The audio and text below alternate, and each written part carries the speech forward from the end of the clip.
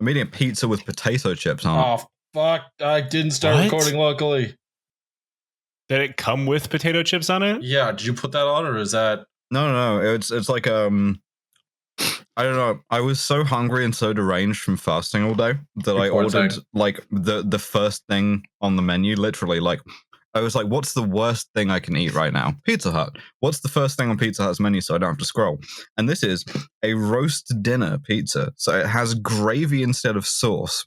It has potato chips on it. It has stuffing and mushrooms. Interesting. We need to shut down Turf Island. It's not good. I'll be honest with you. It's not good.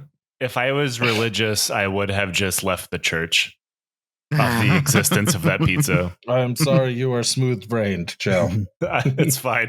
I think that's just what a TBI is getting your wrinkles smoothed out via high-velocity explosion. Speaking of high-velocity explosions. Well, you're welcome.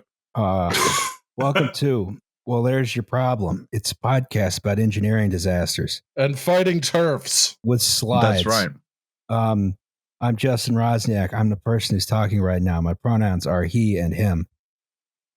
I'm Alice Caldwell-Kelly. I'm the person who's eating the worst pizza ever devised by man right now. And my pronouns are she and her. I'm still a little jealous of it. It's no, like you think these are going to be like potato slices and then you bite into them and you're just like, oh no, these are just chips. Okay. Yeah. Oh, all right. Hi. Yay, Liam. My name is Liam Anderson. I am the person that spent all day today screaming at you on Twitter. Also, if you're a turf, I will happily change your pronoun to was and were.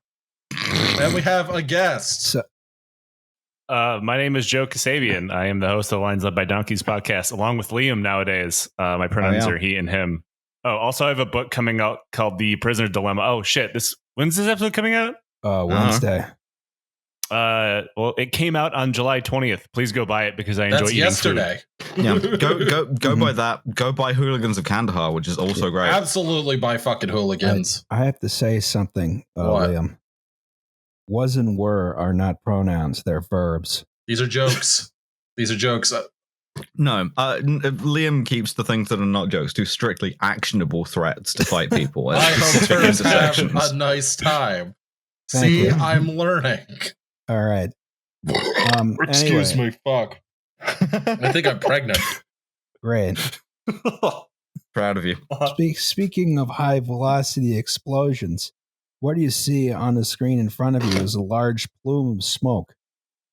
And not much else.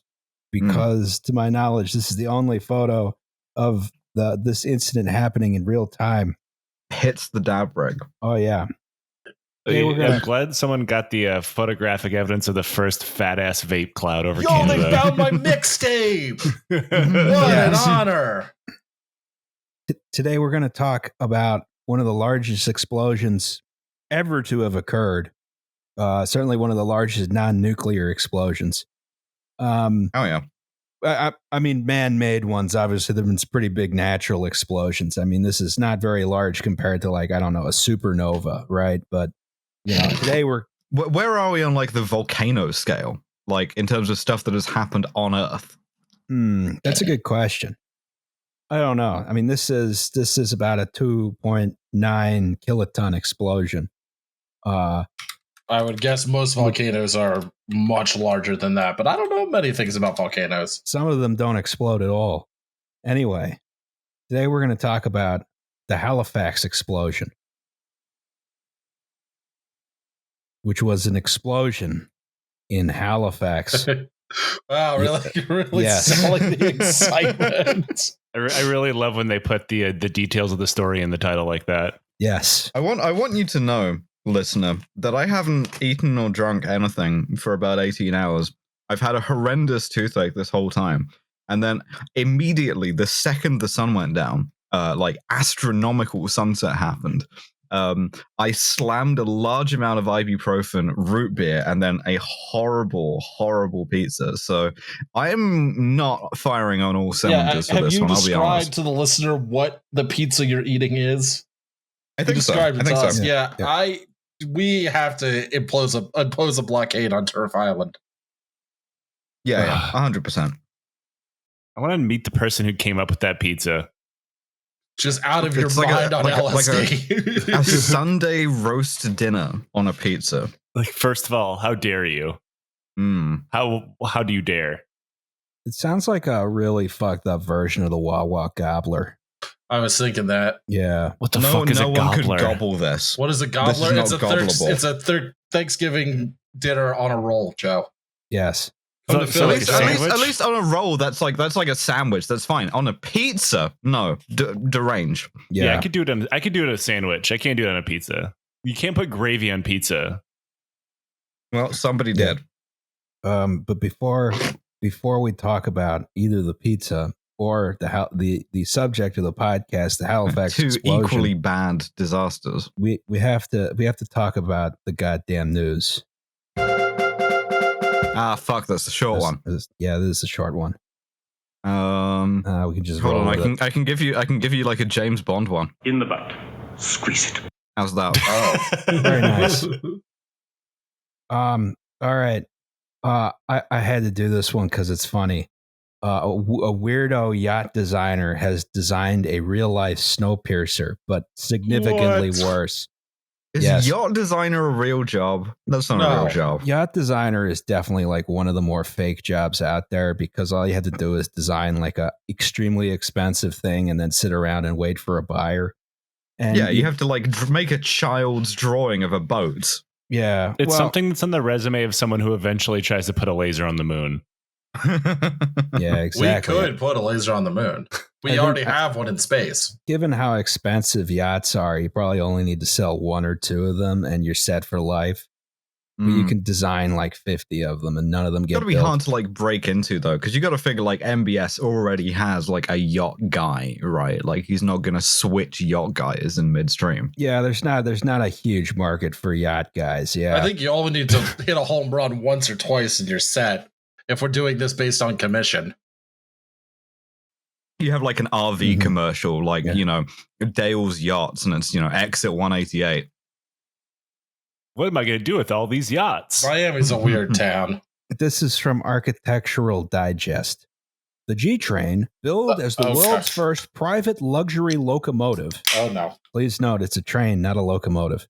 Has 14 glass-enclosed cars that can digitally project a host of visuals. Plans for the 1,300-foot train include a primary suite at the front, followed by 18 guest rooms, a gym, it's a train version garden, of the fucking fridges with the screen on the door that tell you what's in them and also advertise to you. Yes. A grand reception hall with space for art exhibitions, live music, and movie screenings. Fold-down wings create al fresco terraces for social events. At what speed? You got to think, you know, that's probably not a good idea if there's any line side obstacles. Yeah. Or like any bugs in the air. Bugs or in birds. the air. Birds are going to hate this shit. I'm thinking a telephone pole. Yeah. It's weight reduction. At the end of the day, it's all weight reduction, baby. Or a train on the adjacent track. Can you imagine like an Excella that's just stuck behind like a CSX train and it has wings like an Unreal Tournament to just brush it aside? I'm thinking more like this thing's gone 50 miles an hour down the main line. There's a bunch of people sitting on the terrace projecting out the side, and it gets sheared off by the garbage train. Now my question, my sort of railroad historical question is, how fast were trains going before we like last enclosed passenger carriages? Because we used to just have open wagons, right? So like, I don't know.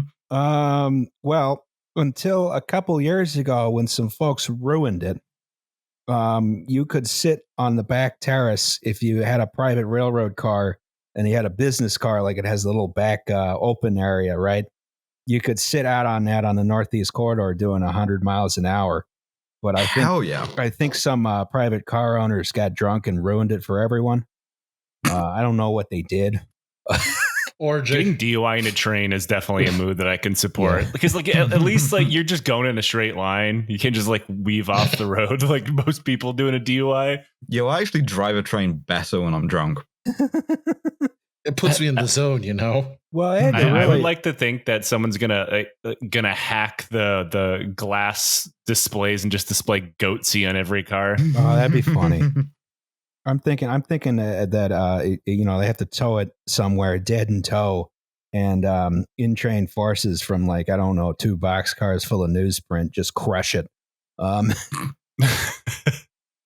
The price tag on this thing, a mere $350 million. And that's just to like get the train itself. How do you like operate it? Where are you supposed to like? Well, presumably you have to find several things that don't exist, such as someone who's qualified to drive it. Basically, the entire railroad network, railroads which will allow it to run on their network, which is none. Which is also none.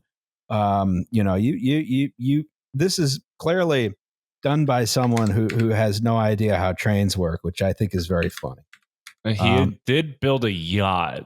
I mean, like, perhaps several yachts. Perhaps more than one. Because nobody ever talks about the yacht to train pipeline. For good reason. Well, I'm just thinking, the rails are not nearly as permissive of private vehicles as the ocean is. No, that's why train is good.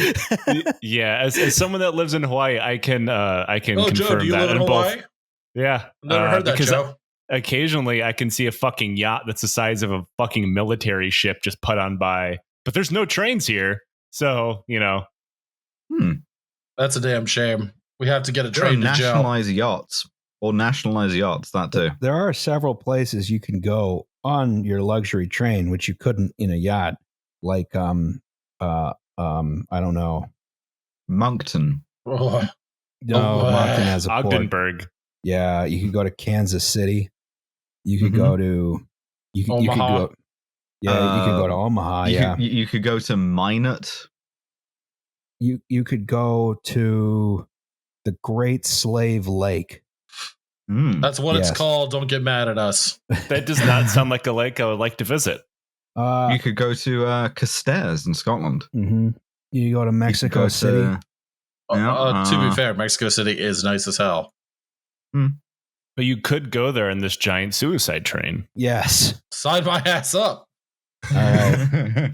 All right. Yeah. So anyway, the GoFundMe for us to buy buy our Snowpiercer and then go Snowpierce somewhere will be in the description. We can't call it the Snowpiercer because there's not going to be any fucking snow to pierce. No, we're gonna. Well, I think part of the Snowpiercer is it creates the snow. I guess you just take some snow machines, put them on a roof, put them on the terraces, like an artificial ski mountain. Yeah, it's like one of those trains with snowplows on it, but in reverse. Yes. Anyway, that was the goddamn news. You sound so grim, man. I don't know. I've actually been feeling pretty good today. I don't know why I feel grim. I worry. We did just talk about the apocalypse train. This is true. Yeah. I don't know. You have like melancholic Polish genes. That'll do it. Do you ever? Okay. So I thought we'd start with a simple question. What is Halifax? The best, worst city in the world, baby.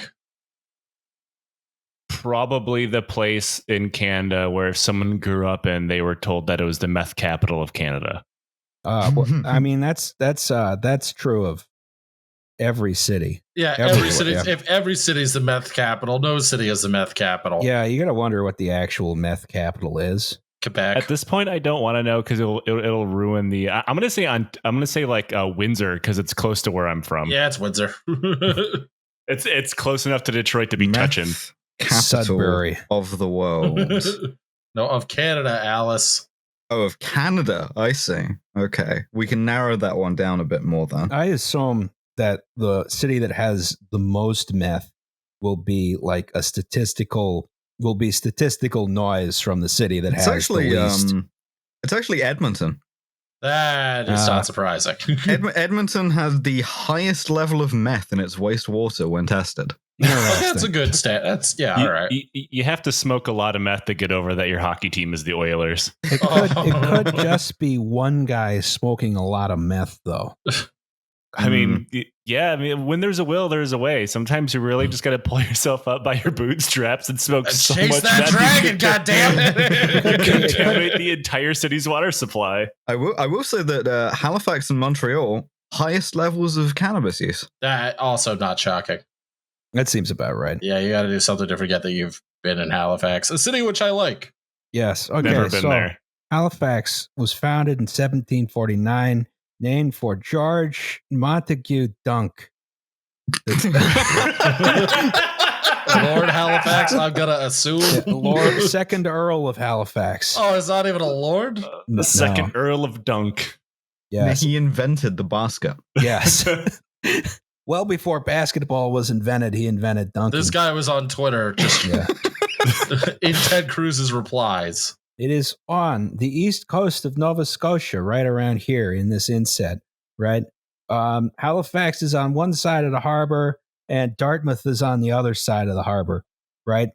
Boy, is it ever. It has very calm waters. It has naturally not very variable tides. Very deep waters, very good for, docks and port facilities, right? And that's sort of why the history of Halifax is sort of the history of its port, and the port has traditionally prospered mostly in times of conflict, right? It's today, of course, it's home of many important sites and tourist attractions like the Halifax Citadel and Pizza Corner and the Trailer Park Boys Bar. Yeah, and that Canada 150 sign they had. That's a good point. Well, that might have been McNabb's Island. Yeah. It's one of those places I think most people really only experience from when they're taking a transatlantic flight, and it shows up on the little map, right? And you sort of look at it and you're like, I'm never going to go there. Of course, Liam and I have been there twice, but yeah, because you love going to places where no one goes. Yes, that's our shtick. For some reason. Yes. That's your whole thing. That's what we do. We're very happy. It's like you're gonna come to Scotland sooner or later, and you're not gonna go to Glasgow. You're not gonna go to Edinburgh. You're not even gonna go to Aberdeen. You're gonna go to Dundee. Yes, I'd love to go to Dundee. We'll go to Inverness. No, you wouldn't. No, Inverness is touristy, man. They got the lock. That's a good point. Yeah. We're gonna go see the River Ness and go ride Nessie. Fight me a dinosaur. Yeah, I'm gonna find and kill God and Nessie. Yeah, what's the purpose of your visit to the United Kingdom, Mr. Anderson? I'm gonna find and kill God. Okay, so is that like business or like recreation? He's just the protagonist in a Japanese RPG now. So Halifax became the capital of Nova Scotia after the British came in. They fucked up the First Nation there called the Mi'kmaq, right? And the Brits shortly afterwards built the Halifax Citadel, which is the big fort there, stands on top of the big hill to this day to defend against both the First Nations and the French, right? And, we love doing and that shit. the bank right across the street. Yeah, that they point the cannon at hourly. They do a noon cannon shot today, which is aimed directly at the Scotiabank building. Yes. Load the cannon. So it pretty soon became the North American station, like the main naval base for the Royal Navy. But with the final defeat of the French around 1760, it became less important. Speak English. Yeah. Until around the American Revolution, when Loyalist refugees flooded into the city, again, it became a major staging point for naval attacks on the 13 colonies. Yeah, didn't go as well as they should have done because of noted pirate John Paul Jones. Yes. Do you mean American hero John Paul Jones? Well, if he was so much of an American hero, why did he sell his service to the Russians immediately afterwards? Because he's an entrepreneur. He's an entrepreneur. Yeah. Yeah. Sorry, you don't like the spirit of America. The spirit's mostly slaves. Yeah, it's pretty much entirely slaves. After the American Revolution and then later the War of 1812, again, Halifax becomes less important as a naval port. The Royal Navy actually moves down to Bermuda in 1818, but it does become a little bit more important as a trade port. Now, this changed once again in 1867 when Ontario, Quebec, Prince Edward Island, Nova Scotia, and New Brunswick unified into British Canada. right? Much to the chagrin of Halifax merchants who were making a lot of money, mostly trading with Boston and New York, right? So if things had shaken out differently, this could have been in like the 51st state. Honestly, yeah. It wasn't from a lack of trying. We invaded Canada during the War of 1812 and got stomped. And we'll burn York again. It is kind of funny if you go to the Halifax Citadel, they have a whole bunch of Canadian patriotic displays there showing how they kicked the Americans' asses. I was kind of like, well, okay. Yeah, okay, fair enough. Fair enough. It's like trying to travel the world, trying to collect every museum about how somebody beat the Americans in a war. I think it's St. John, New Brunswick, that has there's a church there that has the colonial Massachusetts like ceremonial pike, and they won't give it back. And if you go to the Citadel of Quebec City, I forget what they have that they won't give back. It may be a captured gun from the War of 1812. They refuse to give it back to us. Spoils of war. Yeah. Yes. You want your pointy stick back. It's the curse. The Habs will never be a good hockey team. Shut up. because of their ill-gotten pike. Yes. That's right. The curse of the pike. The Intercolonial Railroad reached Halifax in 1853, but there weren't a lot of the port facilities were kind of underdeveloped at that point. And the railroad took a sort of indirect and northerly route out of Halifax. And as a result, once Canada unified, a lot of goods bound for Canada sort of bypassed Halifax and either went to Montreal, but only in the summer because Montreal's port used to freeze over, or they'd go by way of Portland, Maine, or Boston, right? Mm. And really the only thing supporting the economy was the big Royal Navy presence. In the Civil War, they traded with both the Union and the Confederacy. They played both sides, so you always come out on top. Exactly. Yeah, I too have played Far Cry 2. There's definite class split. The merchant class liked the Confederacy, and normal people were more on the Union side. They regular Britain shit too. Yes, they wound up providing shelter for the CSS Tallahassee, which went raiding up the coast of up the East Coast, and then sought shelter and refueling in Halifax. And then a bunch of Union ships blockaded the harbor, and then they managed to just slip out under cover of darkness. Goddamn Canadians! I like how naval warfare at one time was easy enough that it's just like you leave earlier than the other guy gets up. Yeah, exactly. You just dip out the back door. Do the words "out the back" mean anything to you? So.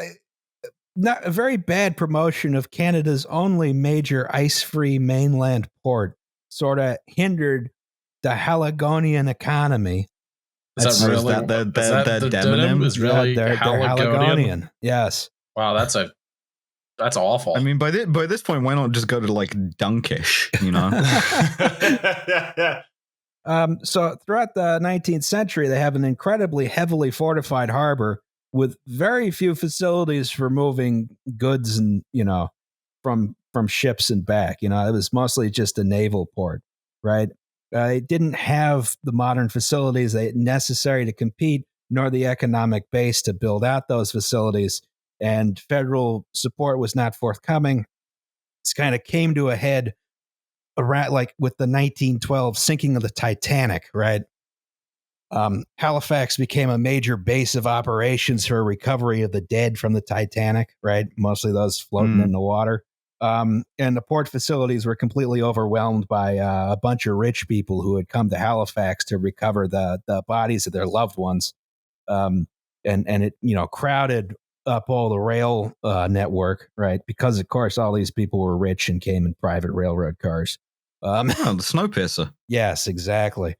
The end of the line is actually, correct me if I'm mistaken, Roz, but it's in Halifax, right? the end of the Everybody off on the Donk station. Yeah. Well, the end Dunk Street. This is Dunk Street. by 1912, the end of the line was up at Sydney. Oh, right. And then they moved it back. Mm-hmm. Thank you.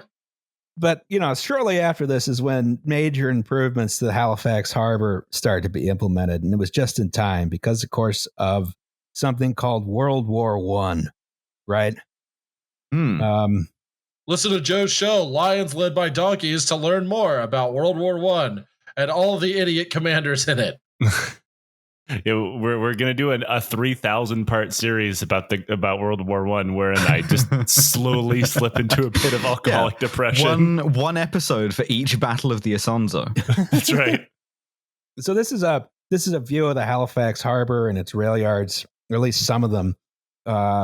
Before the incident we're going to talk about, you can see this relatively small rail yard, fairly constricted. There's like one track coming down from the north. It's a really small port too. Yeah. And it's there's not a huge amount of facilities, right? Despite the fact that this is, again, I cannot stress enough, the only year-round ice-free harbor in Atlantic Canada at this point. They just are like, nah, fuck it. Send it to Montreal or send it through America. So what did Halifax even do to be so like maligned that everybody was like, yeah, no, fuck you? The Dunk curse. Yeah, it was the Dunk curse. You're constantly getting dunked on. I like the little Halifax Municipal Archives logo on the bottom left, where they've clearly like paid a lot of money for someone to write Halifax in a cool font, and then like remove the crossbars from the A's. Yes. So World War I, what happened is a guy shot another guy, and everyone got real mad about it, right? And they started fighting each other. Yeah. Gavrilo Princeps did nothing wrong. Yeah, the Austro-Hungarian Empire, racist against Serbs. He was not wrong about that one. Yeah. So, except early on, America didn't care. They started to care later for reasons we'll talk about in a moment. We had to make the world safe for democracy. Yes. Had to get really into like uniforms with like long wound putties, you know? How big can our hats be and still fit in the trench? Most Canadian exports, for the war effort, still went through Montreal or Portland or Boston until something happened, right? That something was called unrestricted submarine warfare. Ooh, submarine, a future episode, I feel. Yes. Well, Joe already did an episode on Lions about being a German U-boat guy. It turns out not good. Not good. When did you do that, Joe? I think it was 2020. No, I was joking to the effect that you had been in like the Kriegsmarine there. Okay. No comment on my trip to Argentina post 1945. Okay, so in sort of there are some like customs of naval warfare with regard to opening fire on unarmed merchant ships, right? Gentlemanly shit. Yeah, exactly. Yeah. Dating back to the 16th century. Again, these are customs. They're not like strictly enforced. They're more like guidelines, right? Just like norms in a democracy, and nothing happens when you break them. Yeah. And to be fair, they really only applied when like two white people were fighting one another. Mm-hmm. Thinking about being a lib pirate who's like, Henry Avery does not represent us. So, there's something called a privateer, right? And these were sort of like pirates operating under state sanction, right? So, yeah, a contractor. We call those a contractor now. Yeah, exactly. Blackwater pirates. You could just say John Paul Jones, really. Yeah. It's a guy, he's got a boat, he's got a crew, he's got some guns, right? And depending, if a country was at war with another one, that country might issue something called a letter of marque to the privateers, right? That authorizes them to attack and capture enemy vessels subject to certain rules, right? And your privateer ranges from someone who actively goes out and hunts, other vessels to capture, to like just an ordinary merchant vessel that happens to have some armament on it. And in the course of their regular trips, they might just decide, let's try and get that guy, right? It's a shame the only people that can have that job currently live off the coast of Somalia. Yeah. Well, give it another few decades for like civil society to collapse, and I predict a bright future for all of us in the fast boats. Oh, yeah. Climate pirates. Ooh. Yeah, I love to like sail around the Denver Islands, like waiting. So the rules were called prize rules, right? And, if you, a privateer, captured an enemy vessel, you would gain legal possession of that vessel and its cargo, subject to a prize court, which would determine, whether the ship was legally seized, and if so, what portion of the value of the ship should be awarded to you or the crew or whatever, right? Okay. Mm-hmm. All kinds of things could affect the case of a privateer negatively. One of the penalties was, I guess you might call it unnecessary roughness, right? Roughing the passer. 15 yards. As the referee comes out of the ocean like a dugong. If you're a privateer and you want to capture a vessel, your ideal one was like you sort of fire a single warning shot, right? The target boat heaved to, right? It stopped. And then, you have a boarding party, you go in, you tell the crew, look, we're in charge now. And they're like, all right, whatever. And then, you capture the crew, you bring them back to port, you capture the boat, you have your extra crew, your prize crew goes on that boat and sort of sails it to where you want to go. And then it was easier when there was impressment because none of those guys wanted to be there in the first place. Exactly, right. And this was a fairly frequent outcome, right? Your cargo is not worth dying for. And it's in the privateer's interest to capture a vessel which isn't full of holes from cannonballs, right? So it's not worth dying for. It's also not worth killing for. Yes. Yeah, it's just some rich guy stuff. He's on that boat.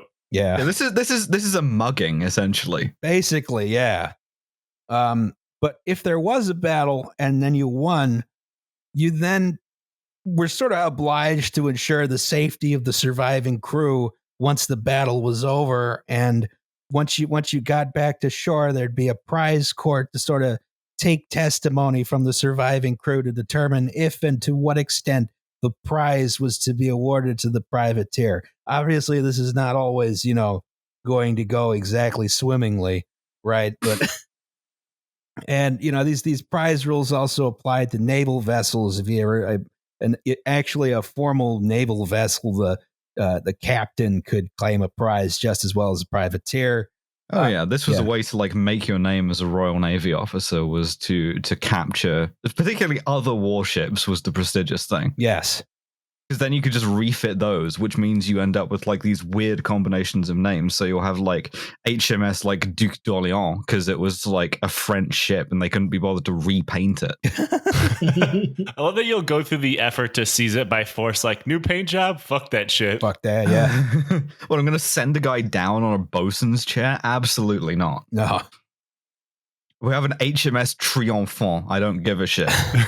We all have to learn these 3 words of French now. They just crudely paint HMS next to the existing name.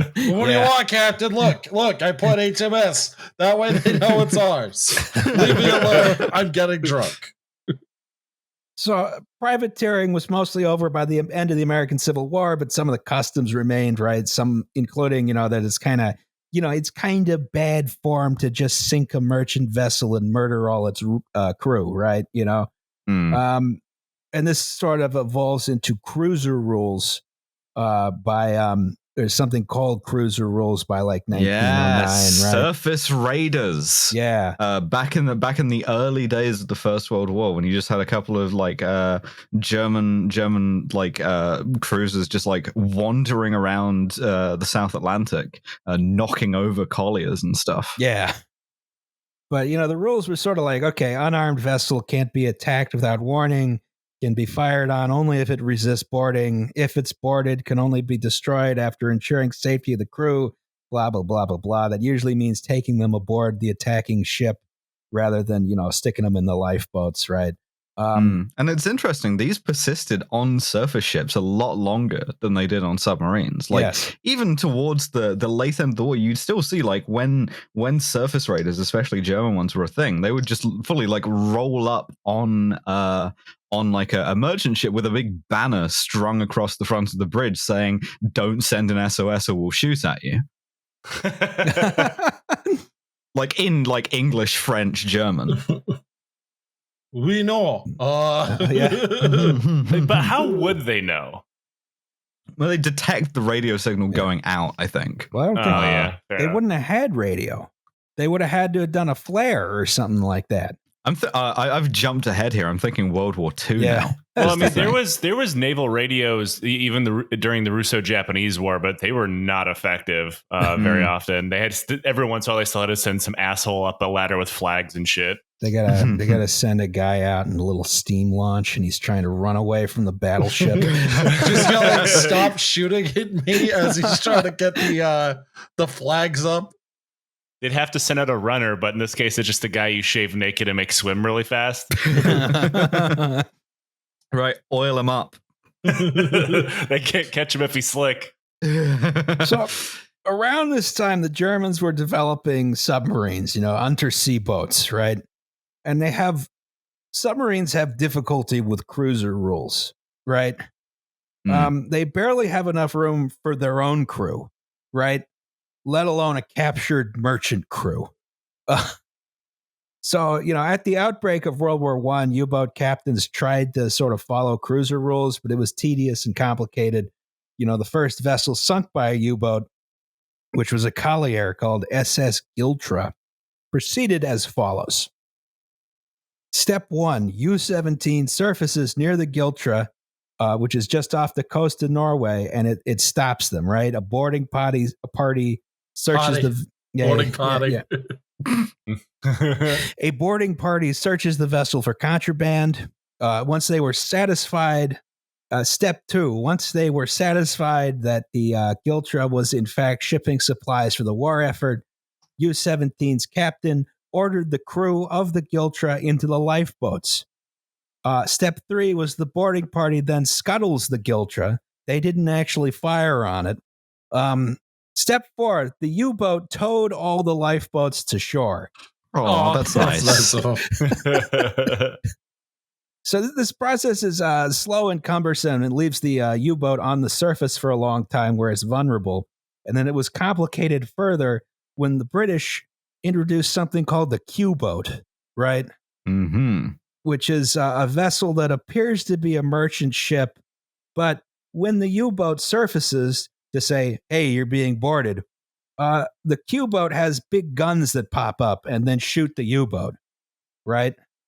It's such a fun, cartoonish idea. You literally have guns concealed behind false walls and stuff that you just drop over the side. You run up the flag really quickly and just kind of hope for the best.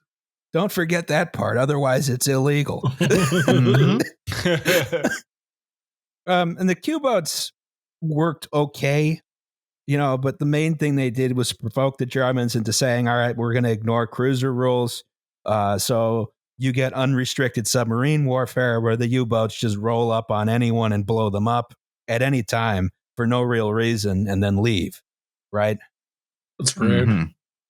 Including stuff like the Lusitania, for instance.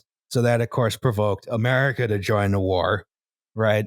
And it forced the British into doing something they really didn't want to do, which was invest resources into heavily armed transatlantic merchant convoys. Naval officers of this period, right through to the Second World War, hated convoys.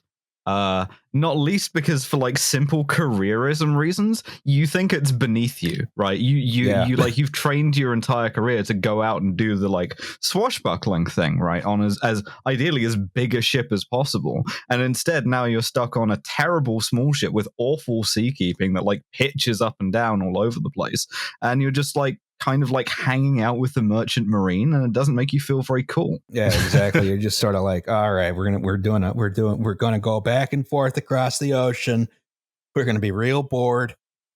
Yeah, it's like you want to be a naval officer, and instead you're a truck driver. God damn it! I wanted to go get blown up, and here I am doing something safe. Fuck this. Sucks ass. Hey, if you're lucky, you can do both. Yeah. That's right. Arctic convoys and shit. You can get, safely blown up.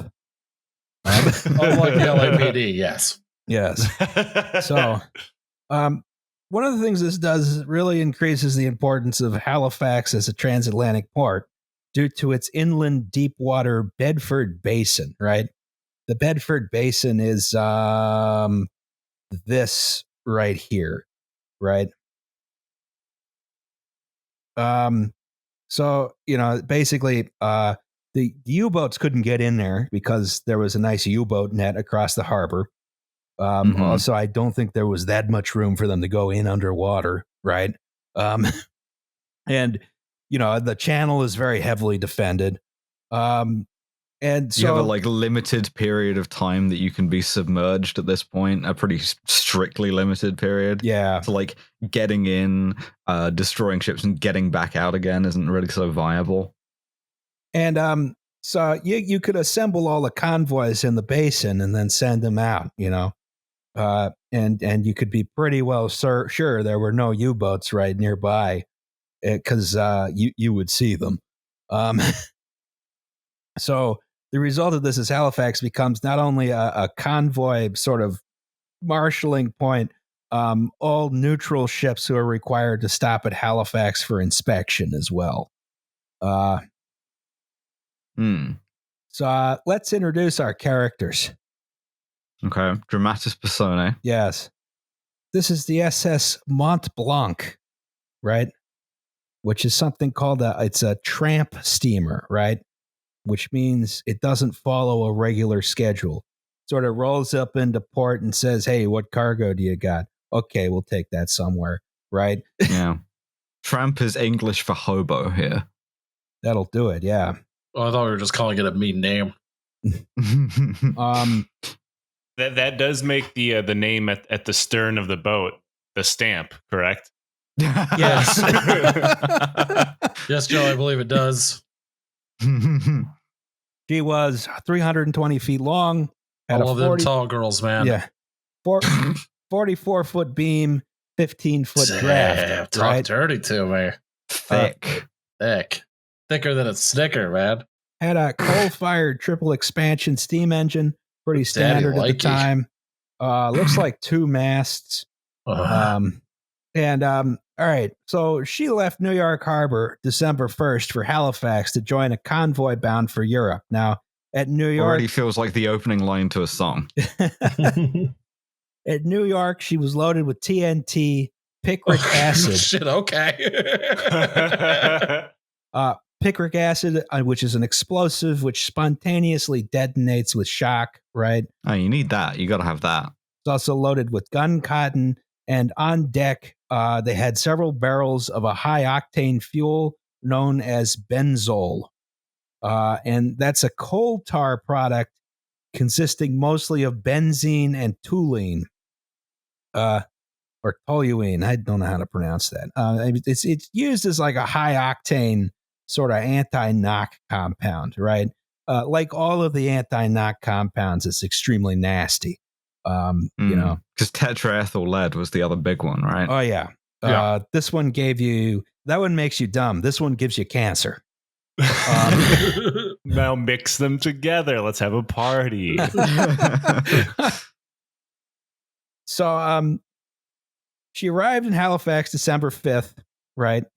And usually ships carrying dangerous goods like this were not actually allowed in the Halifax harbor.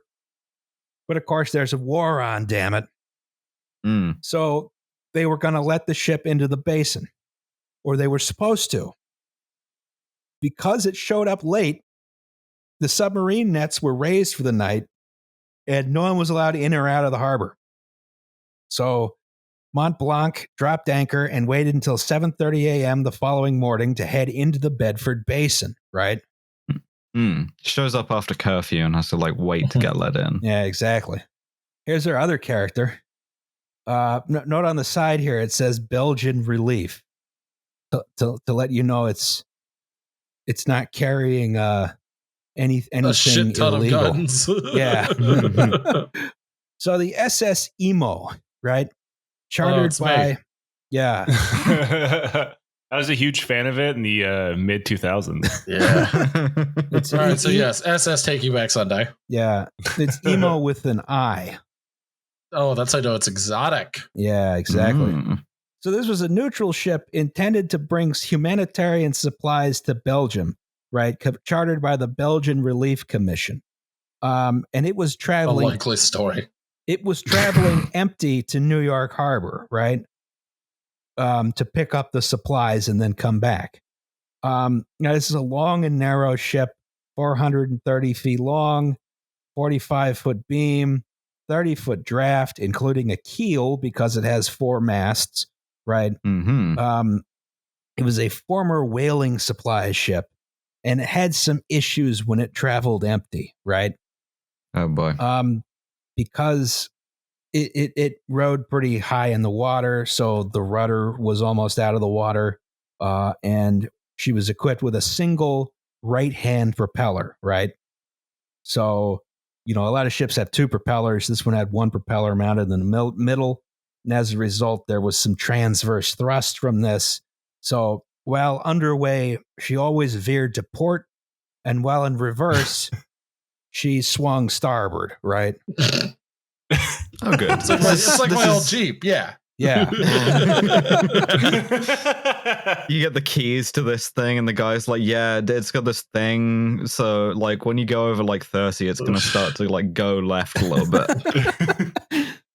She arrived December 3rd for inspection, given clearance to leave the base in December 5th. But there was a load of coal for the trip to New York City that arrived late, for fuel, right? So she waited until 7:30 a.m. the following morning when the submarine nets were raised to leave the basin. All right. For want of a nail. Yes. So in order to make up for the delay in leaving Halifax, the SS Imo's pilot, William Hayes, tried a novel, innovative technique, right? Which was speeding. Oh, boy. Hell yeah. Halifax drift. Yes. Oh, yes, actually. Your ship might be strong, but it's not as strong as family. Okay. So let's establish our geography here. Over here is the basin. Over here is the entrance to the harbor, right? The submarine net went from George's Island to Pier 21, right? That was the part that moved.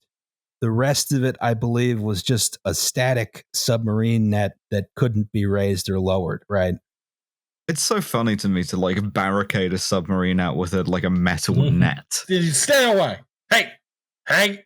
Talking to the submersible tower. Hey. Yeah, the rabbit-proof fence, yes. You run the U-boat into it, it just makes this horrible noise, and you're just like, well, never mind, put it in reverse. Now, there's some rules for the harbor, which are right-hand traffic, okay? All ships pass port to port is what they said. And you have a 5-knot speed limit. So the SS Imo was outbound, passing under what's sort of like the current location of this this bridge here, the A. Murray McKay Bridge, adjacent to a neighborhood called Richmond, right, which is right around here. And this is a location in the harbor called the Narrows, right? It's called that because it's very narrow. Very good. Yes, a lot of descriptive names in this episode. Okay, there's this the Imo is heading out. She's of course speeding, And additionally, drifting to port, right? I need to switch to another color here.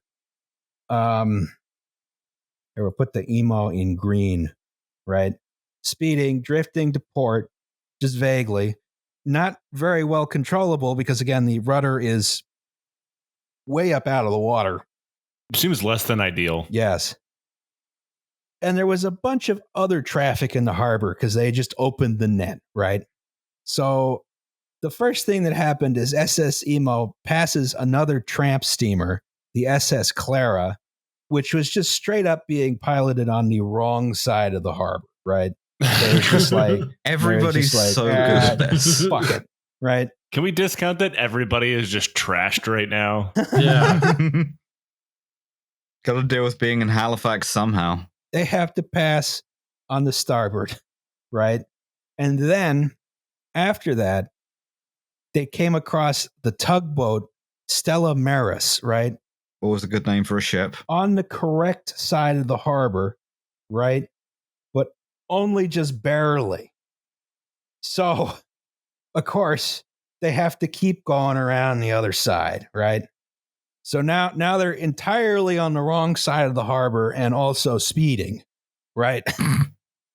You think Perfect. maybe you might want to like slow down? No, No, gotta get out. we good. I had to take my morning poop.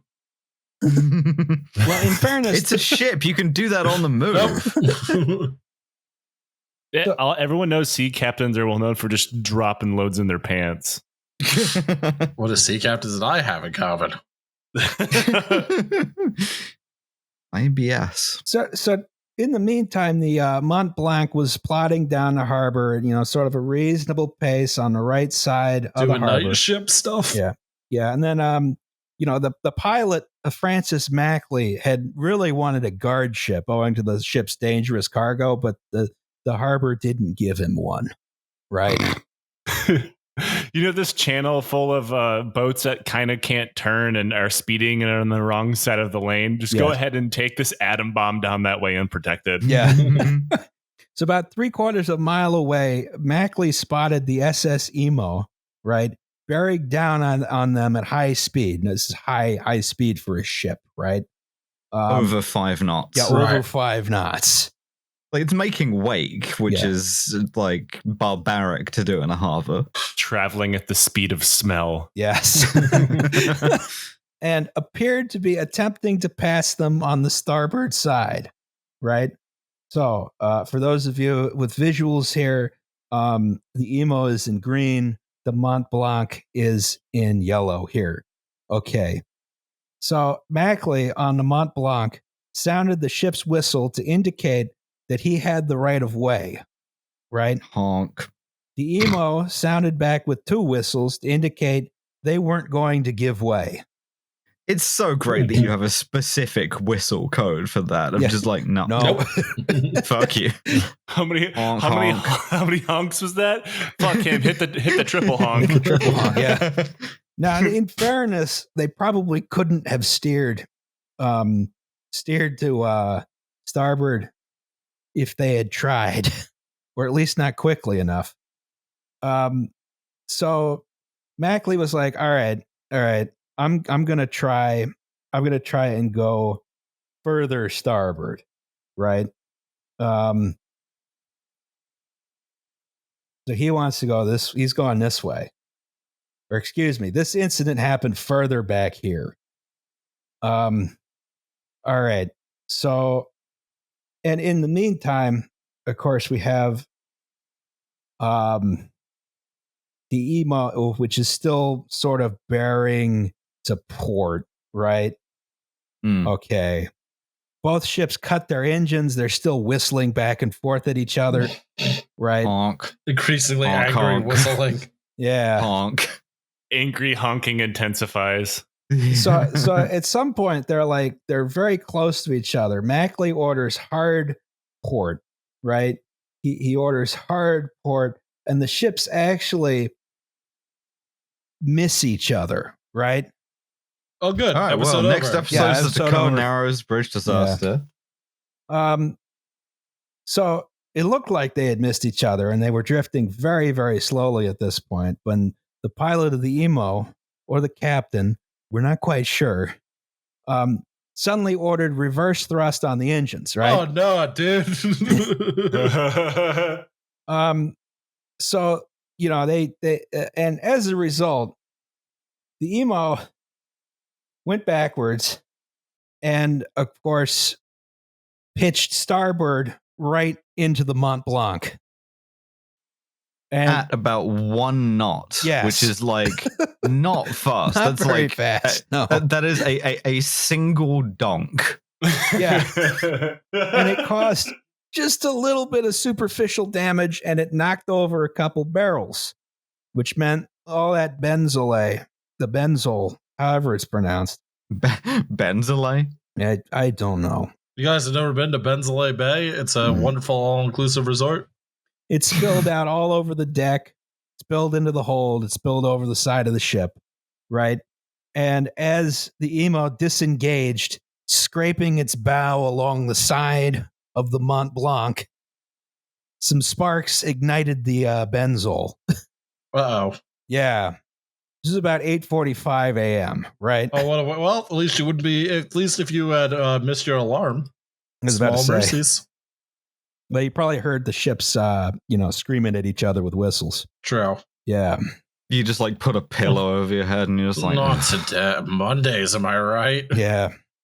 a guy who wakes up with a headache and he just like hears that and he's just like, oh, just kill me. So the captain of the Mont-Blanc immediately gave the order to abandon ship because he was like, this thing's going to blow up, right? They tried Deadly to bonk. relay this information to the crew of the Imo, but they couldn't hear them, right? They just straight up couldn't hear them. That's a problem. What? What? Have you tried to hit, What? have you tried hitting the honks again? We have a honk for abandoned ship.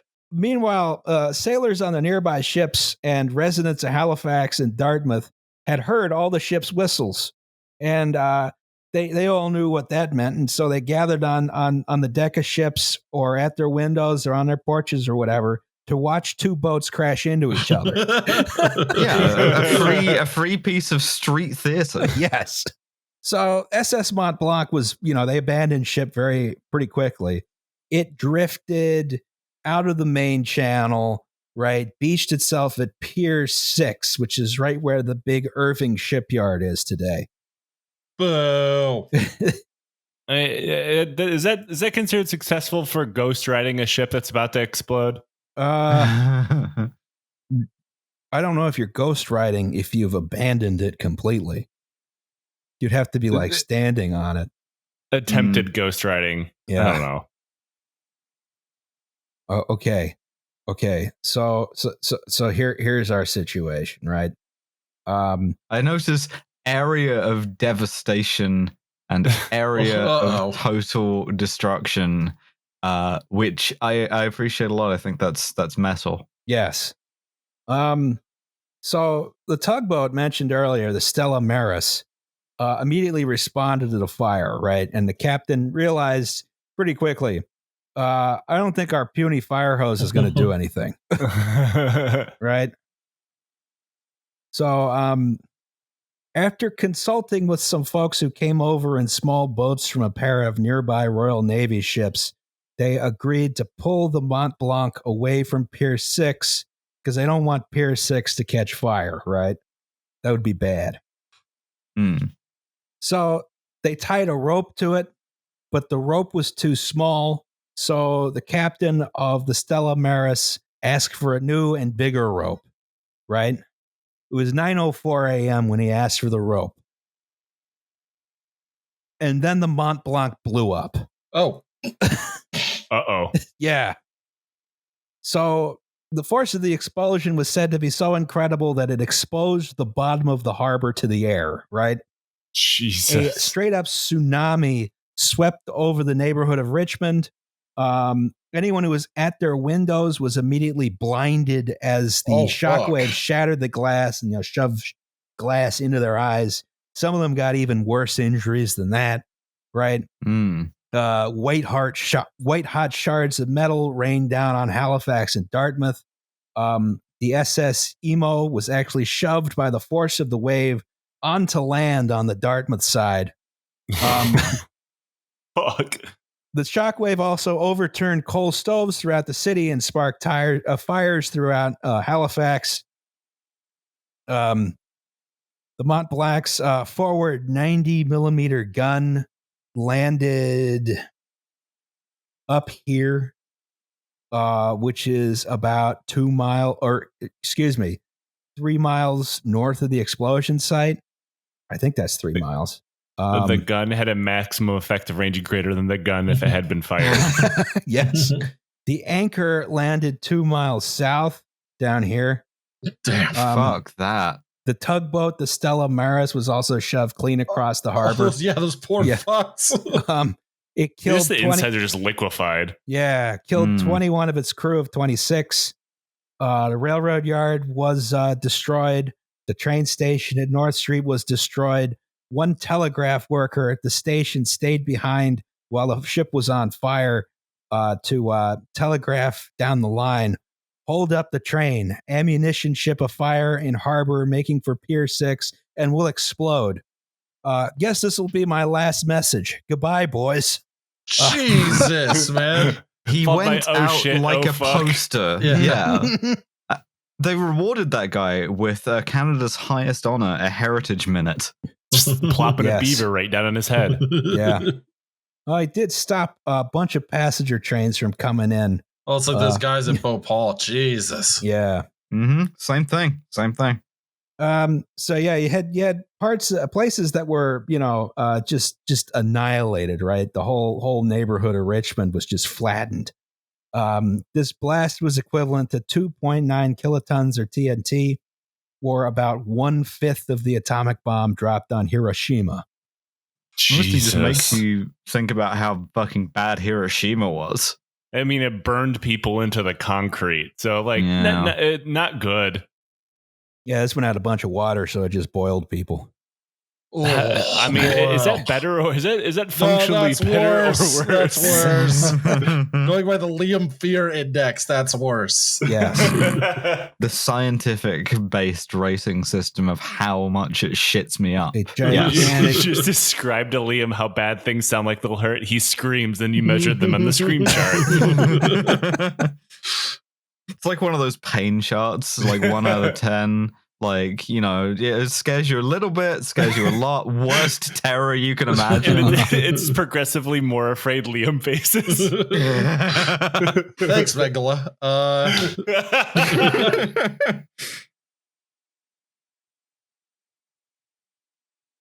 Roz, you there? yes. Oh. You're just giving a moment of silence for the guy who went out posting. Yes, exactly. Logging on to tell your friends online that your shit's gonna explode. Yeah. Gonna die, LOL. What's LOL in Morse code? Right. So, this is just an astounding amount of devastation just instantly. Residents and first responders, they came out immediately trying to locate any victims and rescue them. Anyone with a vehicle drove the wounded to the military hospital, and they admitted about 1,400 people that day. Good God. Yeah. On the plus side, I did find out what LOL is in Morse code.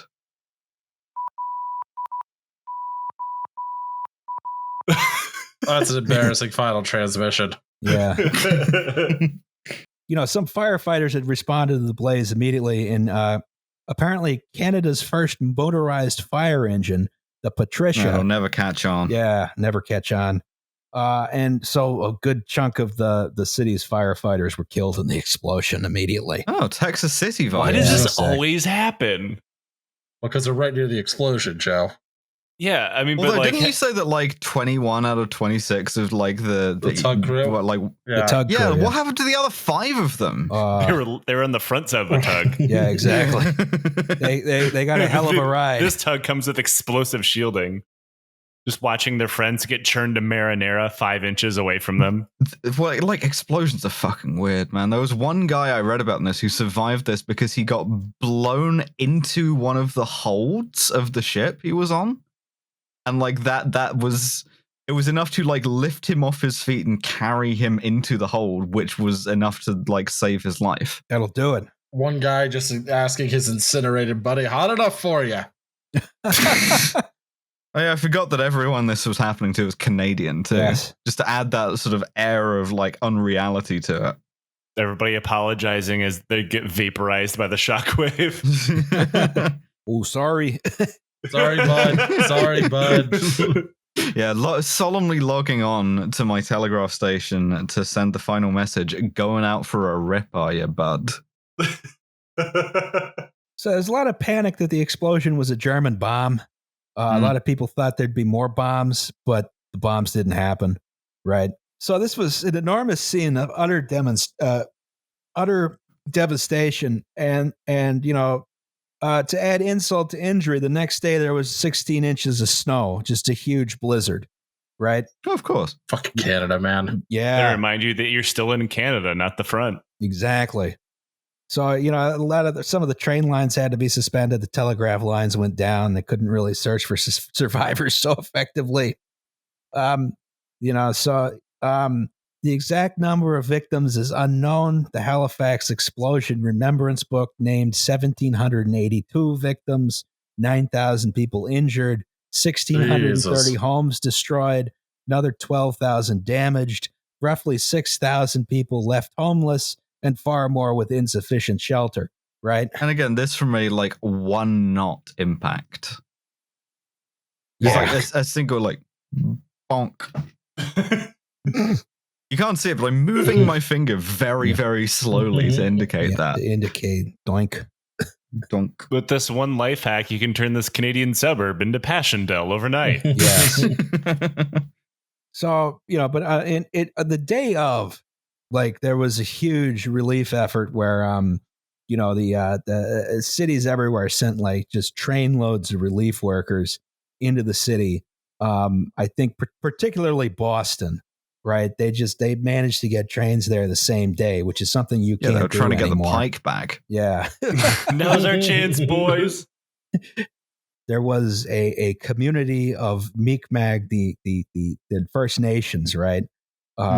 Close to the explosion, and during the rebuilding efforts, that they sort of tried to make them go away. Oh boy. Yeah. Oh, jeez.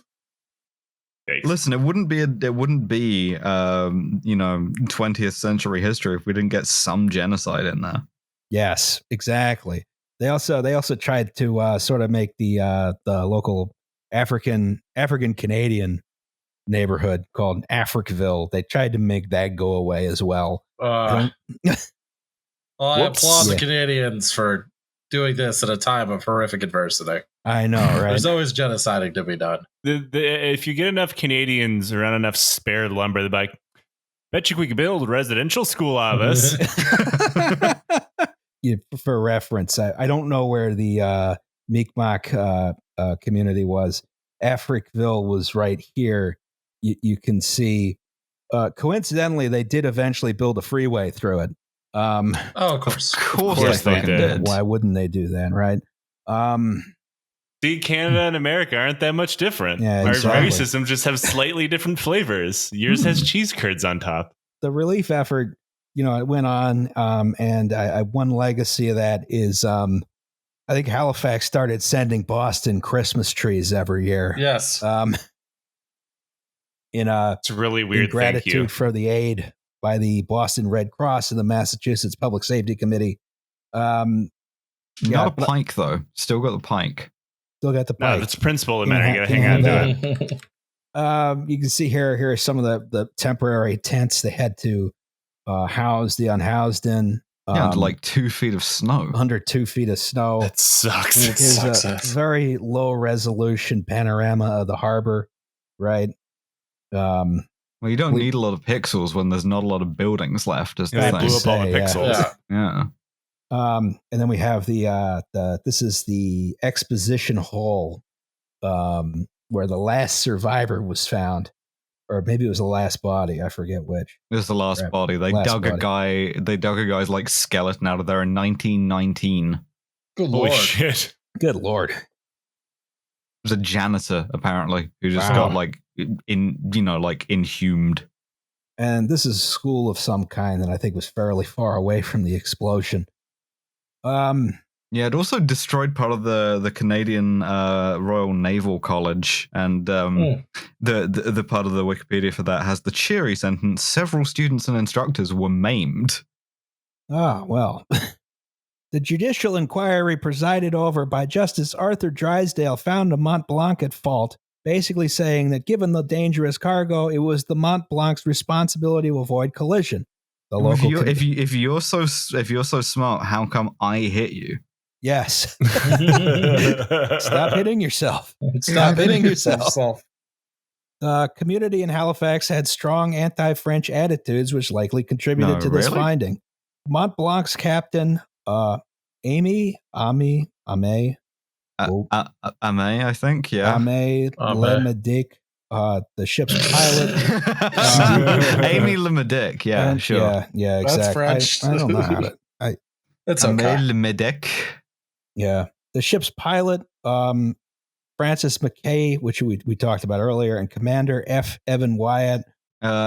Commander F. Evan Wyatt was the Royal Canadian Navy's like guy in charge of the harbor. Okay, and they were all charged with manslaughter and criminal negligence, but the charges were later dropped. Well, at least they did that much right. And another classic move of like simply abandoning all charges. Yeah, it seems like the same justice first found that the Mont-Blanc was at fault in a subsequent civil trial, but on appeal, the Canadian Supreme Court found that both ships were at fault.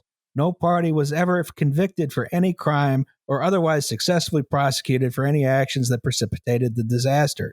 Well, sometimes you just gotta let bygones be bygones, and in a way, aren't we all like hanging out at an unsafe waterline level with a propeller that like lurches us to port? I don't know where I would be on a ship, but I do know for sure I would have gone out and watched these ships run into one another and be like, hard save. Yeah, I would have done that. I would definitely do that. My eyes would have been seared out by fucking flying glass. 100%. Yeah, we would all have been blinded, apart from like if one of us had gone to post. And then we wouldn't be able to do slides with the podcast anymore. We'd have to do conventional podcasting. Oh god. Who does that? Fucking losers. Yes. So many people received eye injuries from broken glass that it led to developments in caring for injured eyes and the blind and the founding of the Canadian National Institute of the Blind in 1918. Yeah, basically the same, yeah. Yes. Everybody in there just has a deep phobia of ships. Yes. Understandably. Understandable, yes. All right. But the good news was, of course, there was never a huge explosion in Halifax ever again. Good. Until World War II. Oh, God damn it. How does this keep happening? I was going to say that was Halifax built on some sort of burial ground, but it was. Yes. Hey, was this built on a couple of dispossessed communities? Yes. A barge, I believe, drifted into an ammunition dump and set it on fire. Stop fucking drifting into ammunition things and setting them on fire. How hard is that? Hey, they heard about the first Halifax drift. They really thought they could hit it out with two Halifax, too furious. Yes. This time though, they were prepared and got people the hell out of there. Not that prepared. They still had another one. Well, yeah, I mean, they weren't prepared enough to stop it from happening in the first place. Whatever. But one of the blind guys is like, "What are the odds this could happen again?" I think just one guy got killed in this one. Yeah, we need like maiming and blinding numbers here. Exactly. They hadn't rebuilt yet from the first one, so there wasn't much to explode. Exactly right. Anyway, this was one of the largest explosions in history. The first Halifax explosion, not the second one. Yeah. And we take radio communications and voice communications for granted. Would have been a lot easier than just honking at each other. Yeah. Yeah. I mean, we technology has actually made things better in some ways, though worse in others. Sounds like it's a land of contrasts. Yes.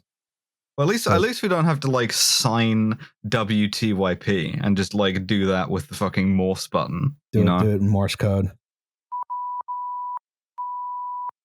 I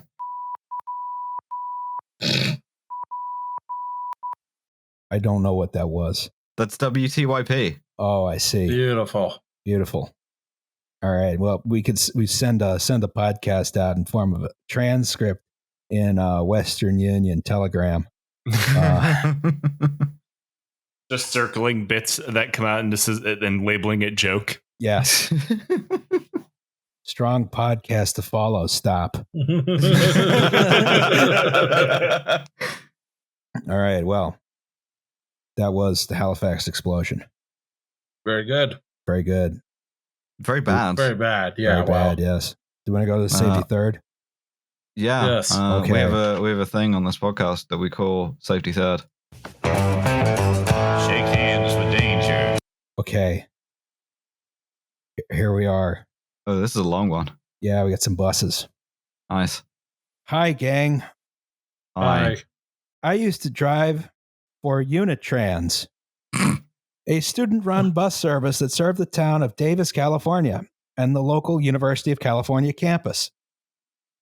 Despite the student-run part of the name, Unitrans was pretty safe. The most dangerous part of the job was dealing with a clique of bus dispatchers and supervisors that saw themselves as morally superior to the drivers, despite number one being the same age as us and number two being bad at their jobs. Company politics aside, I would like to share the experience of driving the AEC Regent 3 RT. Hell yes. These very is that British what that looking monstrosity is? Yes. I love it. And they're in California. Okay. Yeah. Where else would you put like a Routemaster knockoff other than California?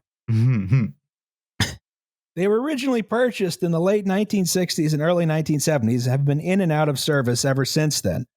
Unitrans is now the only bus service that operates the RT in any form, let alone in public service. They were also a nightmare to operate and maintain because nothing built and designed in the 60s was ever meant to make it past the Thatcher era. Wasn't built to make it through the 60s. Yes. I will now list off the thing that made driving this bus so spicy. Nice. Number one, the cab was tiny. I assume because everyone from England is some sort of manlet. That's true. Yes. You couldn't adjust the seat, so if you were over 6 foot, you couldn't really get your legs comfortably in there. If you were shorter than 5'2", your feet wouldn't reach the pedals.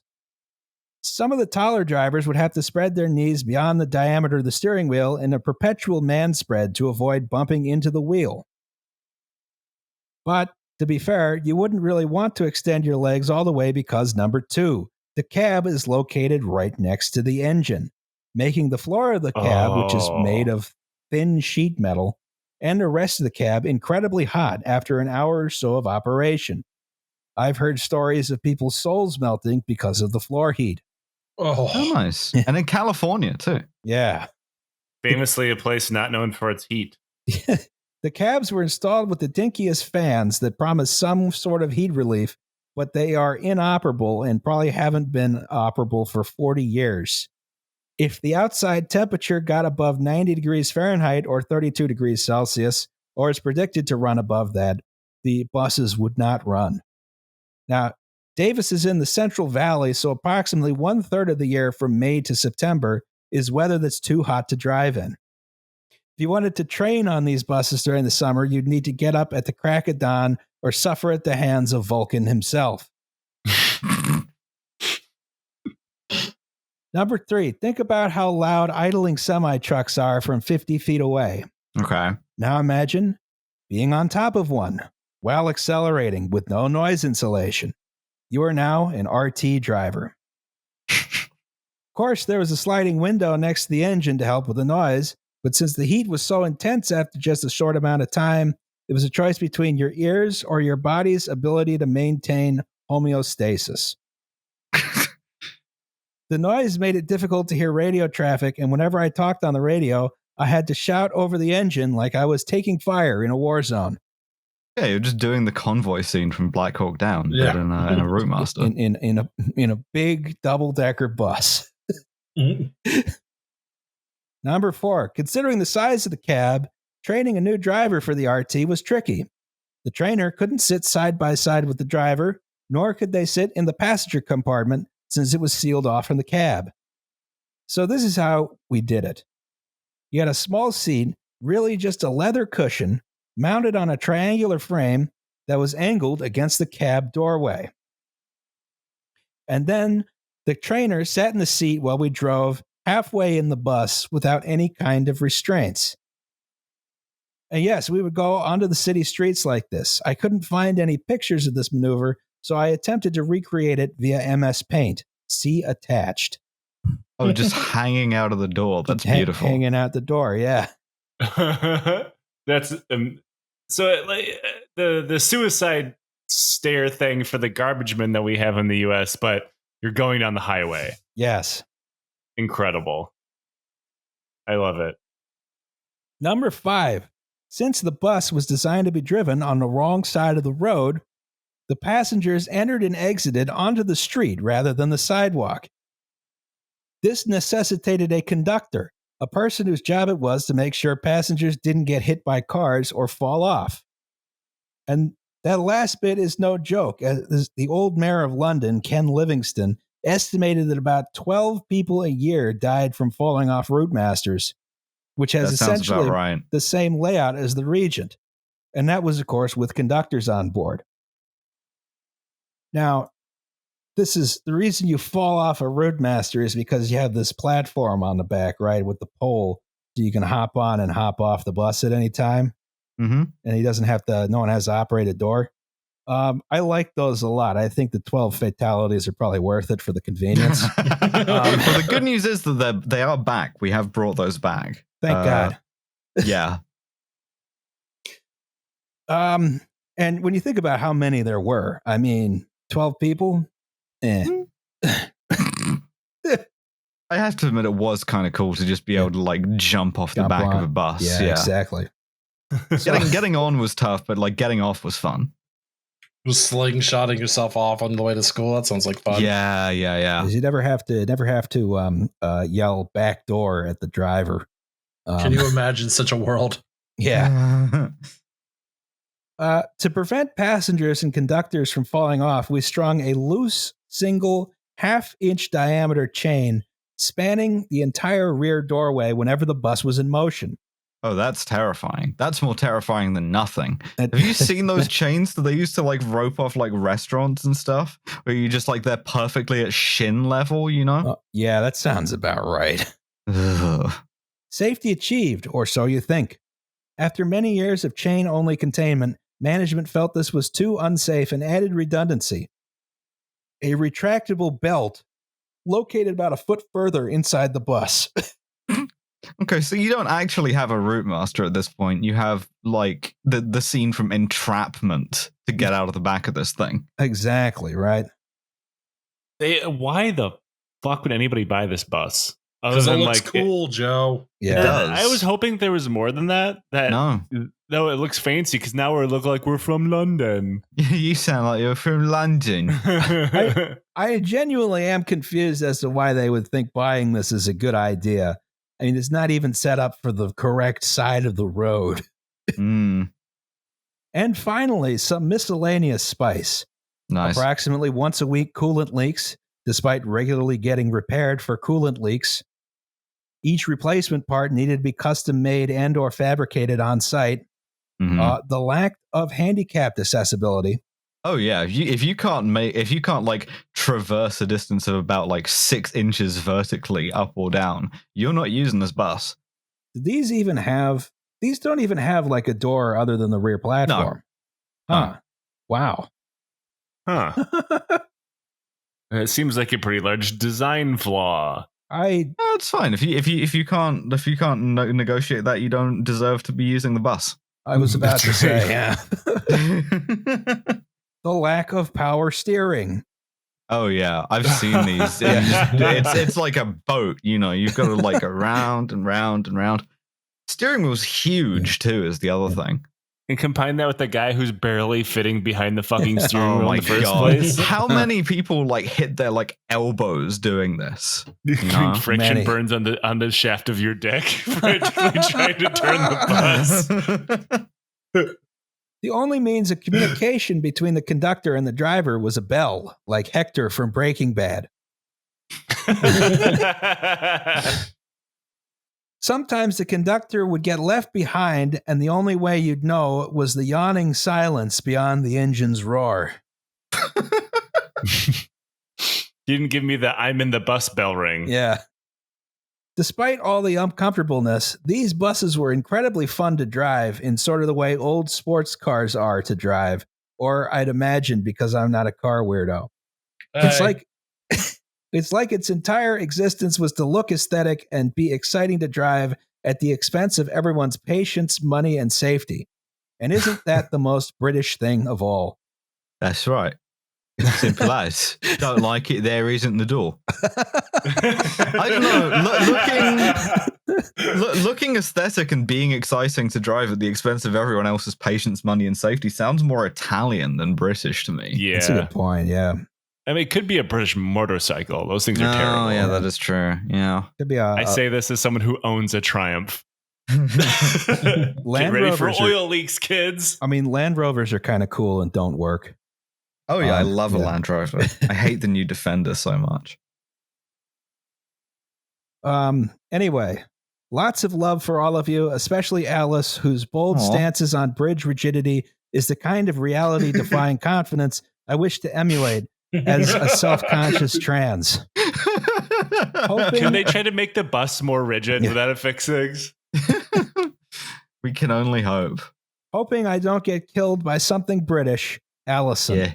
Come on, England, score some fucking bus. Beautiful. This is another thing that that the British could take home. Shake hands with danger. That was safety third. Shake hands with danger. Our next episode will be on the Tacoma Narrows Bridge disaster. It's time for commercials. Give me your commercials. Joe has a book. Joe has 2 books. Joe has 2 books. Joe has a podcast. Mm-hmm. My new book will be out on July 20th. It's called The Prisoner's Dilemma. If you like sci-fi, you might enjoy it. Buy it. Also, it's like free if you have Kindle Unlimited, which I know most people already have because ebooks have destroyed the literary world and make it hard to make a living. But I do make money from them, so please download it on Kindle Unlimited. It'll cost you literally nothing. Very nice. Yeah, Jeff Bezos will give you some money. Yeah, he slides me like a cool 1 penny for every like fucking 50-page reads or whatever. And that's right. It's great. It's good stuff. It's certainly not an industry that is going to collapse and make us all hopeless. So please read Joe's book to transfer Jeff Bezos' wealth to Joe Kasabian. Yes, please. That's right. Read is in Joe's fact first praxis. book, The Hooligans of Kandahar. Great book. Yeah, it's great. Except no imitators, of which there are apparently many. that is my favorite 2021 development, is that there's random people using like stock footage from like NATO armies in the 80s and then renaming the book like the Kandahars of Hooligan, and it's just really bad photocopies of my book. one of them, it was like sideways on the page, which tells me that they literally bought a physical copy of it and then put it in a copy machine like 1 page at a time, or a scanner, which is more work than I put in for the book. All right. Any other commercials before we go? We'll put a link to the book in the description. Listen to Lions Led by Donkeys. Listen to Kill James Bond. Yes. Oh, yes. Listen to Lions Led by Donkeys. Because 2 of us are on that. When Franklin happened, when Franklin? I did some work on it recently. Thank you. So I don't know. Also, I suppose we should announce that we now have a manager. So if you've been emailing us, now we have a manager to deal with that. Yeah. Also, shirts. Shirts have international shipping. We emailed about that today, Alice. Yes. No, they do. They Oh, do we have international do have shipping. international shipping. Yeah, yes. it works. So if you want a shirt and you do not live in the Great Satan, the United Snakes of America, you can buy one of our shirts, which are union made and have designs by me or by Matt Lobchansky on them. You can buy them from the link that will be in the description. Also, the link in the description will include a link to our Patreon page, because people have been telling us for the last 6 months that the link that we put in the description to our Patreon page is not working. Really? Really? I didn't know that. Yeah, I've been mentioning it a few times, but now I thought the only way to do it was to like embarrass you in the DM. Well, I'll try and fix it. Thank you. Also, look at the email. There's an email? We have an email? Oh, also, we have a PO box. You can send us stuff to the PO box, and that's the thing. Thanks for coming on, Joe. Bye, everybody. Yeah.